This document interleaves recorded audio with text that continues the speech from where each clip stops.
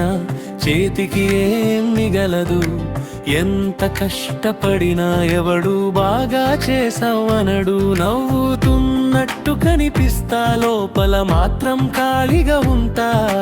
జనం మధ్య ఉన్నా నా జీవితం ఒంటరిగానే వెళ్తా. ఉదయం లేవగానే టెన్షన్ మొదలైపోతుంది.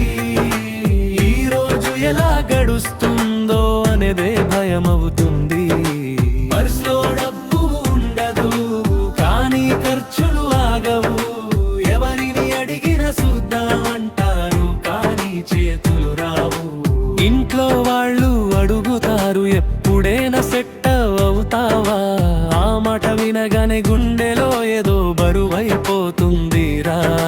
బయటికి స్ట్రాంగ్ గా నటిస్తా లోపల మాత్రం విరిగిపోతా. ఎడవాలి అనిపించిన కన్నీళ్లు కూడా రావురా. రోజంతా తిరిగినా చేతికి ఏం మిగలదు. ఎంత కష్టపడినా ఎవడు బాగా చేసావనడు.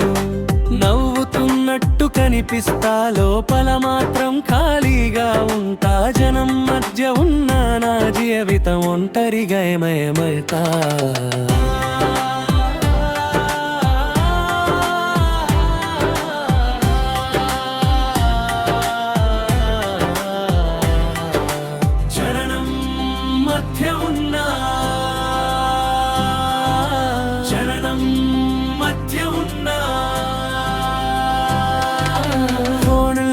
నెంబర్లు చాలా కాల్ చేసేవాళ్ళు మాత్రం లేరు. ఏమయ్యా ఎలా ఉన్నావని నిజంగా అడిగేవాళ్ళు లేరు. ఫ్రెండ్స్ అంత వాళ్ళ లైఫ్ లో బిజీ అయిపోయారు.